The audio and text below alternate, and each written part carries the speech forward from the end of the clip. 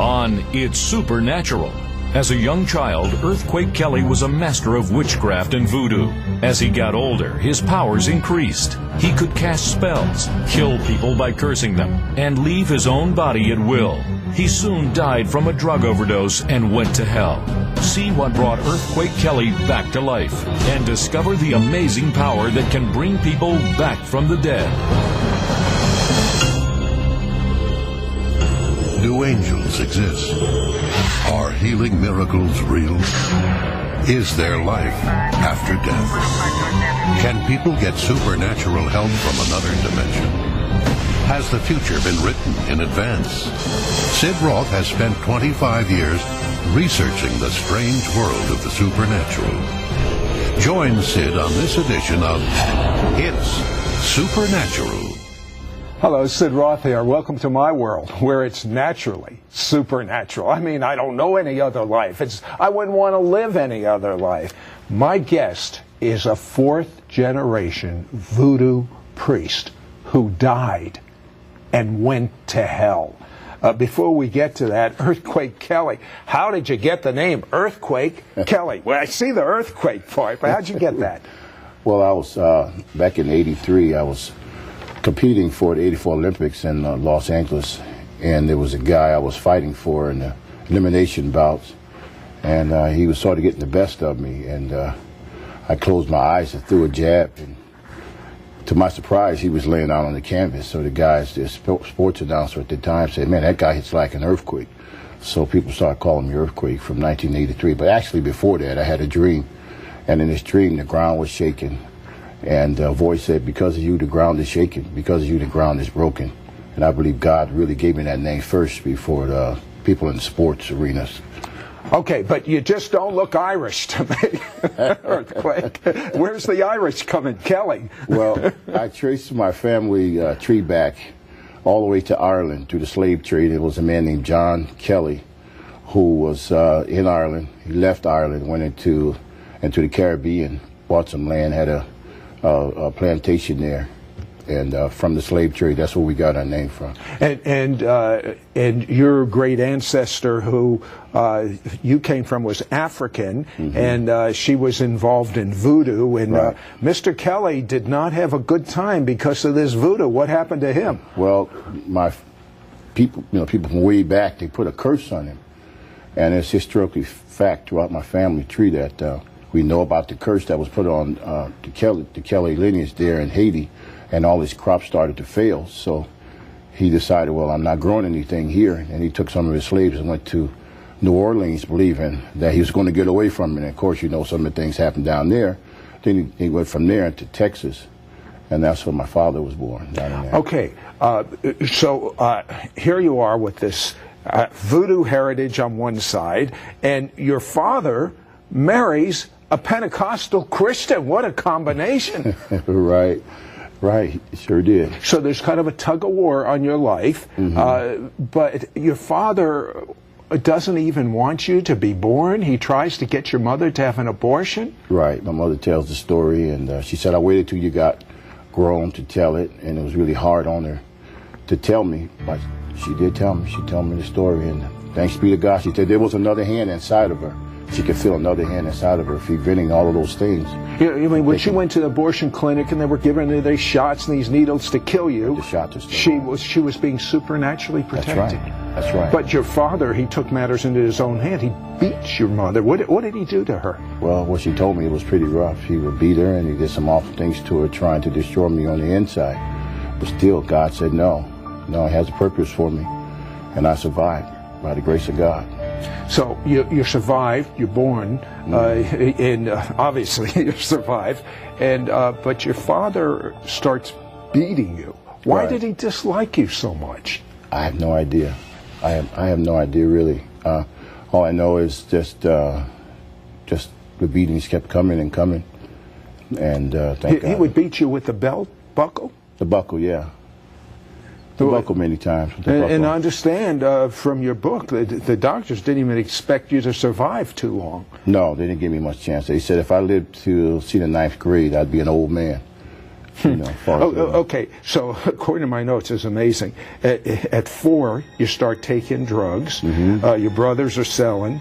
At 5, you see your grandmother use voodoo against someone, and what happened? He dropped over, just keeled over.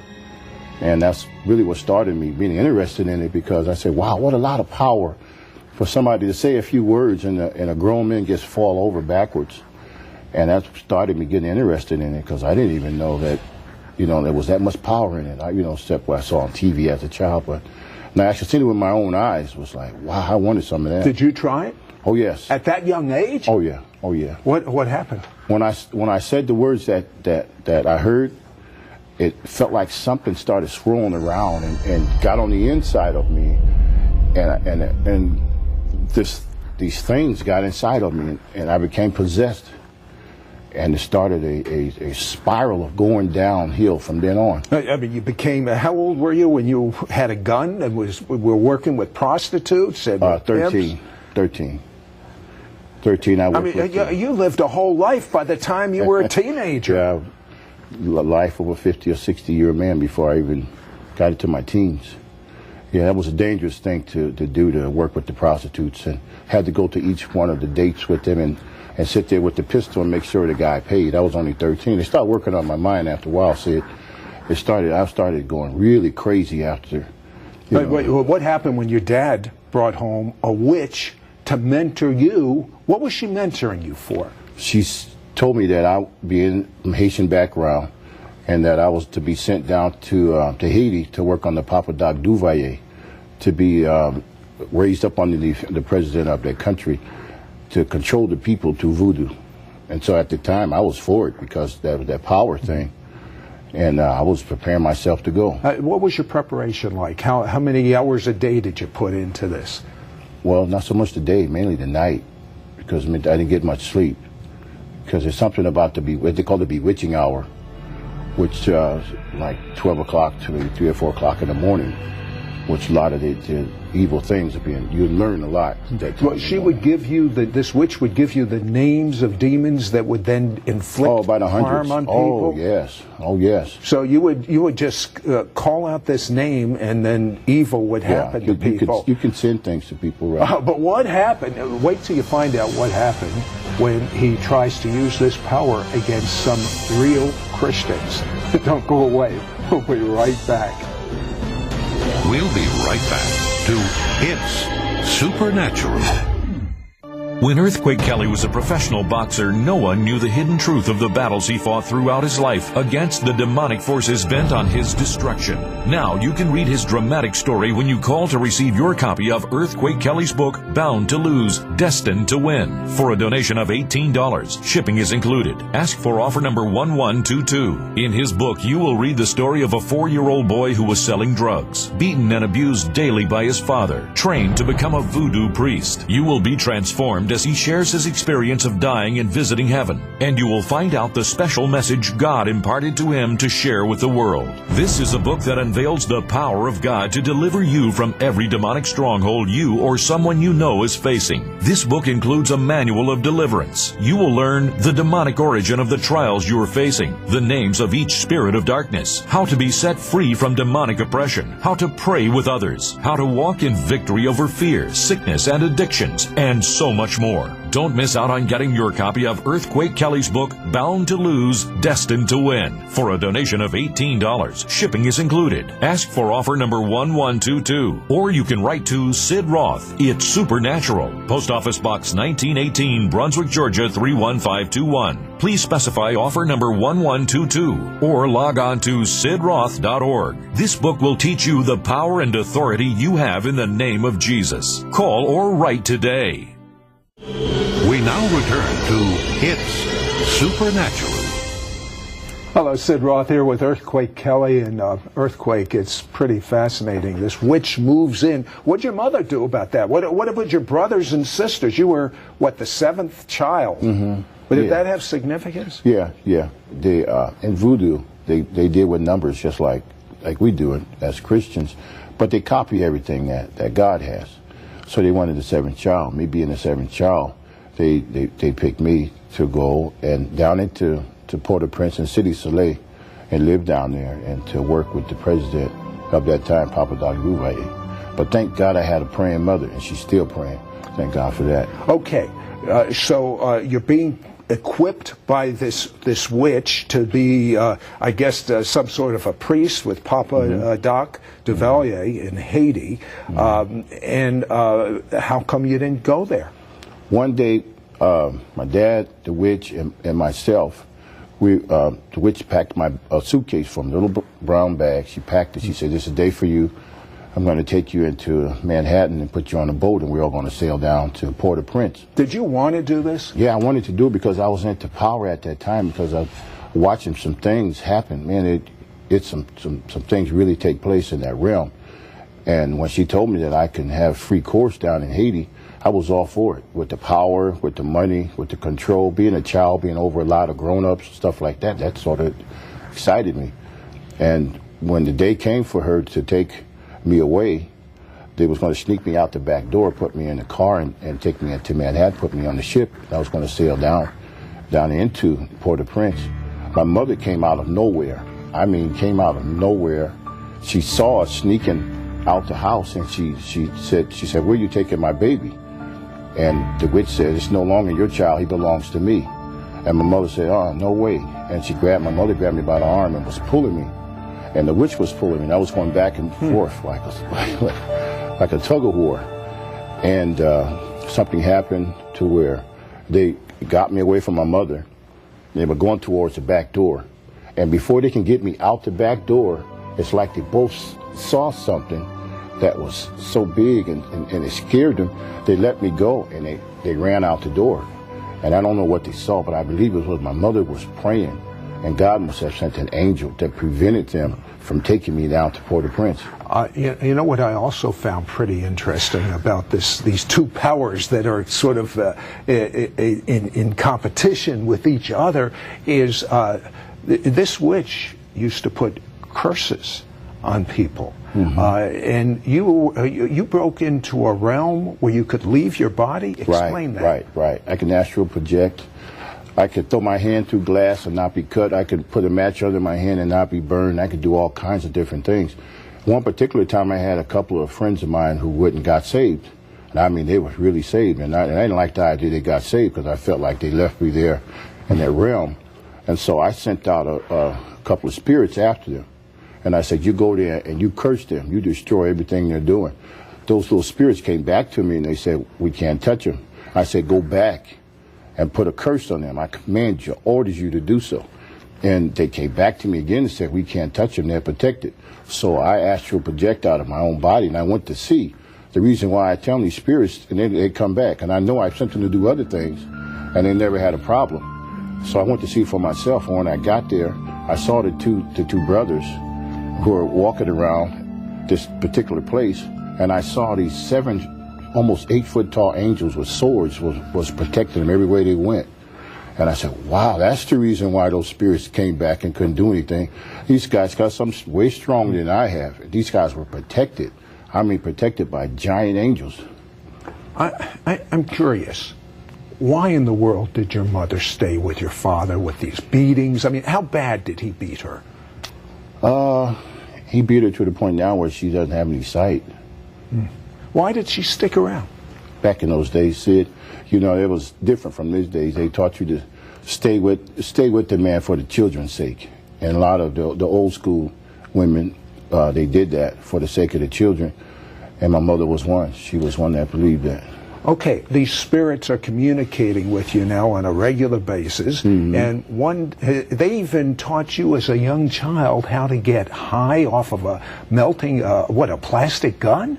All kinds of stuff. I won't go into say what it is because, you know, in case somebody won't hear, but all kinds of different things. See what happened, I wanted to shoot heroin with my brothers. I used to watch them tie up and get ready and hit the main line and stuff like that, and I wanted to shoot that. I was only about 4 or 5 years old. And they said, "You're too young. You can't shoot up right now." But I really wanted to, and they said no. And they pushed me out of the room. And so I heard this voice says, "Oh, you don't have to wait for them. I'll show you what to do to get high." This voice, and I could feel a presence right over my shoulder, and he showed me what to do.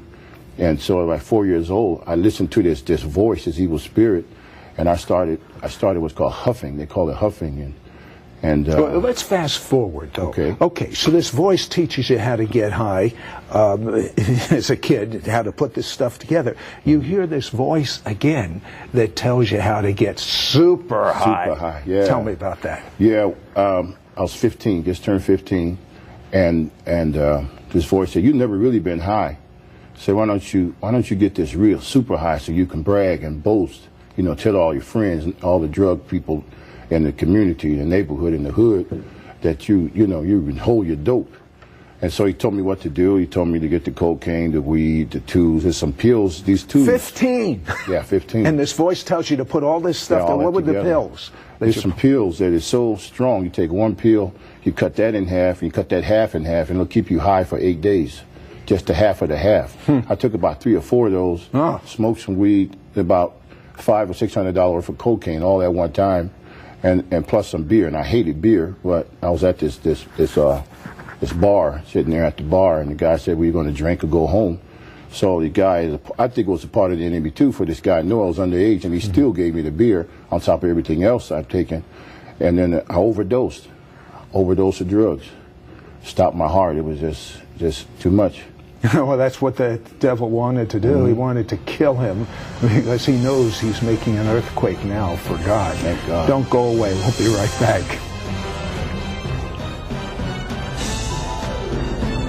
We'll be right back to It's Supernatural.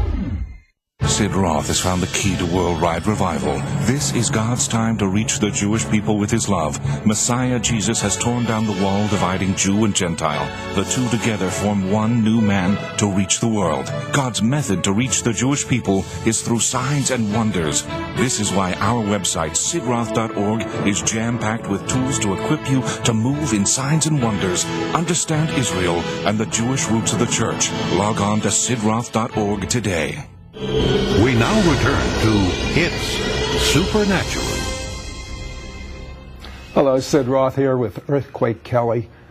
Demons told this 15-year-old kid how to get high. Their intent was to kill him. He had 4 different drug combinations in large quantities, and he took it, and he passes out, and his buddies, what'd they do? Take you in a car, and what did they want to do with you? Just take me home. What happened? Well, on the way home, I died. And these group of spirits came out, the same ones that were talking to me, came out and grabbed me, snatched me out of my body, and was pulling me down. I mean, I was going down into a pit. And then when I got to this pit, they started tormenting me. It looked like they was coming from everywhere. They were in my mouth, they were in my eyes, they were hitting me with all kinds of things. They were yelling and telling me that I worked for them, and it was a trap and a setup, and you did all our bidding for us, and now you're in hell. And it was a horrible thing. And were you really in hell? I was in hell. Hell is a real place for sure. It's real. Huh. It is real. It's not made for us. It's designed and made for the devil and his angels. And that's where I wind up at. That overdose of drugs was a trick from the pits of hell. To get the drugs were a trick that set me up to stop my heart, to get me lost for eternity. What did you see? Oh, I saw all kinds of horror, miserable. It's a lonely, miserable, ugly, stinky, sulfur-smelling, nasty, pitiful, horrible place that you can't even hardly describe it. Did you hear people say anything? Oh, you can hear all kinds of promises and people screaming and yells and sounds that just torment 24 hours, 7 days a week of nothing but misery and torment. And I was down there amongst them with them and all that torment. But there was some hands of light came down inside of that place, in that pit that I was in, and grabbed me by my shoulders and started pulling me out of there. And I could see, and even as I was pulling out of there, said those spirits were still trying to hold on to me, saying, he's ours, he belonged to us. But that hand of light pulled me and took me out of there and put me back in my body. And it says, because of your mother's prayers, that's what I'll never forget, you were spared. And because you were chosen to do a work for us. But he kept saying, because of your mother's prayers. Who was saying this? That was God's voice. That was God who said, because of your mother's prayers. And that's what I heard. And then I sat up and I said, oh God, I've been to hell. And And at that point, I didn't even know to thank God because I was so wicked and such a wizard and everything like that. But I knew that something had happened. But you were still, you were kind of messed up physically as a result. I was messed up really bad. I was messed up, and my mind was messed up, the optic nerve, because it messed up parts of my body. I realized I couldn't walk. And so when I came back into my body, the people that was driving the car, they opened the car door and they said, "Get out." And I tried to walk, but I fell over to the ground because the lower extremities didn't work. And so I had to pull the top of my body all the way up the stairs. Then I rang the doorbell, and one of my sisters came to the door, and us, bringing from that background, they know an overdose because we had many people to die and overdose in and around us. And she could tell. Okay, shortly thereafter, one of your sisters invites you to church. You're doing drug deals. I mean, even seeing how could you still be doing drug deals? Messed up in the mind. Okay, so you go. Why did you even go with your sister? Because she kept telling me, "You need to be saved." And at that time, I didn't want it to. Even though I just went to hell, but there was a big shipment of drugs coming in, and my cut was $1 million. And at 15 years old, $1 million, could have bought an extra hamburger or something, so. Okay, you get into that church. I mean, this is the only word I can come with. This is crazy. You get into this church. What happens? I get into the church. I'm sitting in the back. She convinced me to go. I'm real mad because I didn't want to be around Pentecostal or anything. I'm real mad, and I said, "Sit me in the back." So she sits me in the back. And the preacher is preaching, and I said, "Okay, good, I'm finished." The next night, she said, "Oh, you going back?" I said, "No, I'm not going back to church no more. I'm finished with church." And get out here, I got the drug deal, big one, the real big one, the biggest one we ever had. She said, "No, you're going to church." So I said, "Okay, I'll go to church." About 2 or 3 days of that, the preacher said, "Hey, you, back in the back, young man." And I didn't know he was talking to me. I thought he was talking to somebody else. So everybody in the church turns around. So I turned around too and said, "Hey, young man, he's talking to you." But it was nobody else back there but me. I said, "Oh man, he's talking to me." And so he said, "Come up here in the front. God wants to save you." And I said, "Oh man," I got mad. I said, I don't want this Jesus stuff. I got things to do. But I heard a voice that I never heard before. He says, "I love you." Remember when you had the gun to your head and the gun wouldn't go off, but it went up in the air? He said, "That was me." You remember when you were almost killed? You remember you were set up to do this, and that drug deal went bad, and this, that, and another. He said, "All those times I saved you, I spared you." He said, "Come up here, I want to save you and use you." And I got out of that seat, went to the front, and the pastor told me everything that I've been. He told me like he was there with me as I was growing up. He gave me all. I mean, he just read everything off to me. So you were this, you put curses on people, you did that. He told me everything. I said, "How'd you know all of that? You don't know me." But it was God that told him. And at that time, God was speaking to me, too, at the same time. He said, "I'll use you. I can do more for you." And I said, "Hold it, God. Hold it. Hold it." I said, "You know what I do. I do bad things to people."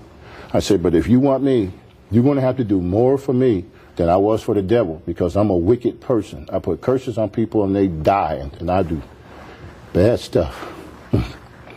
But thanks be to God, Sid. He saved me. It's like a ton of bricks fell off of me. And I tell you, he's been using me ever since. Do you know who the real hero is? Thank you, the Jesus. real hero of Earthquake Kelley's story is his mom. If Yes. you had known the beating she went through and how she tenaciously held on to God for Earthquake's life, let's go to a pre-recorded telephone call we had with her. I am a mother of 10 children, 5 boys and 5 girls. And so I'd like to say now to the mothers, please do not give up. Pray for your children. We need the children. The children are blessings from the Lord. God is such a loving Father, and He listens to what we say. He knows our hearts. He has our feelings. There's always a God that stands waiting with His arms stretched out. He loves you. He'll hear your prayers, and He will take care of your children. Father God, bless the mothers with a mind stayed on Him. Amen. You may say, "Well, that's wonderful. I don't have a mother that is praying for me like that.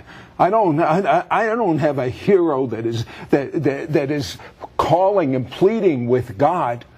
Well, maybe you don't. I come from a Jewish background. You better believe my mother wasn't praying to God for me, but someone somewhere did. And just in case you don't know who's praying for you, I'm going to pray for you right now.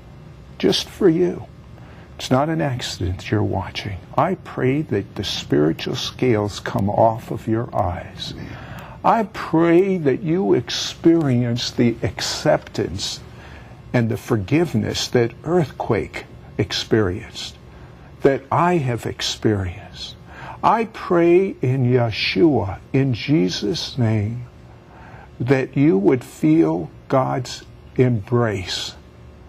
I pray that you would recognize God is too good to sin against. And if you tell him you're sorry for the mistakes that you've made, no matter how big they are, God will wipe them away. It's too good because God is love. You've never experienced love. I pray for you that you would know the love of God and experience the shalom, the peace of God that passes any drug or any experience you have ever had. It's what you're created for, to have intimacy with God. Intimacy with God through Jesus. That's the deal. Take it. Grab it.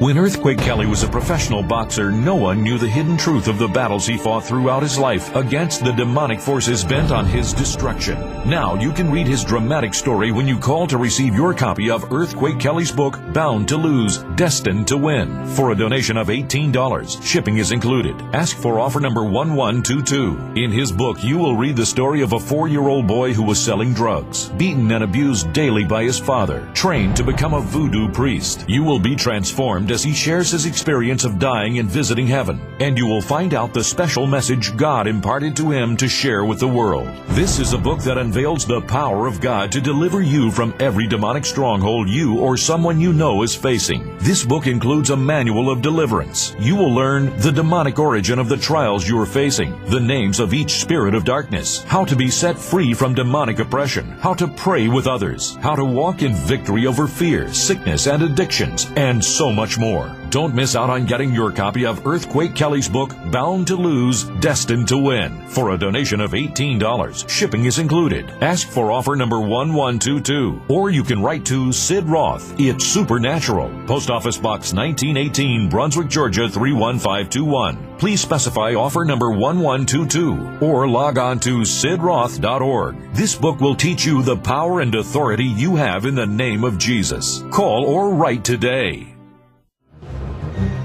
If you're encouraged and helped by these television programs, please consider assisting us with future productions. Send your tax-deductible gift to Sid Roth, Post Office Box 1918, Brunswick, Georgia 31521. Call toll-free at 1-800-548-1918 or visit our website at sidroth.org.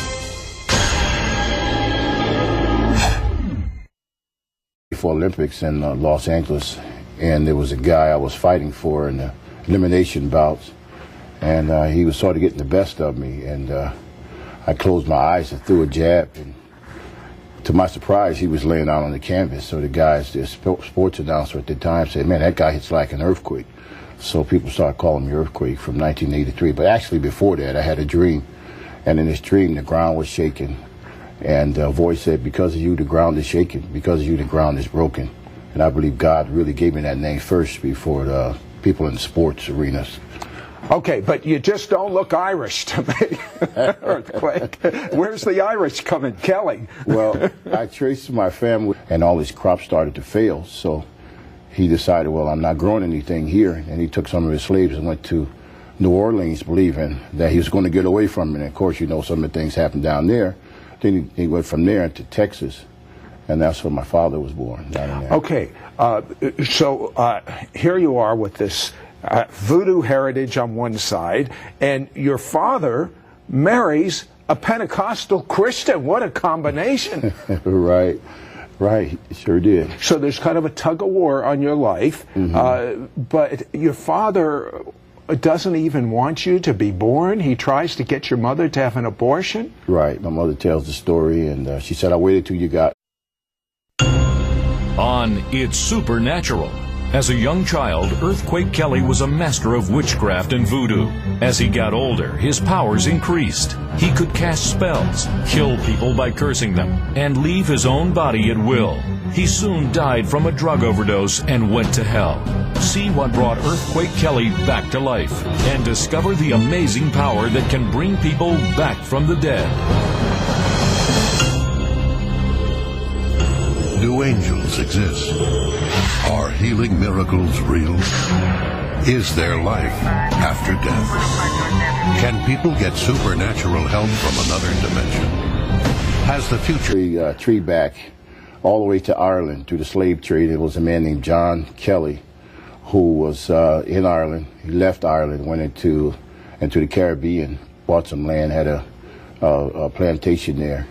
And from the slave trade, that's where we got our name from. And your great ancestor, who you came from, was African, and she was involved in voodoo. And right. Mr. Kelley did not have a good time because of this voodoo. What happened to him? Well, my people, people from way back, they put a curse on him, and it's historically fact throughout my family tree that we know about the curse that was put on the Kelley lineage there in Haiti.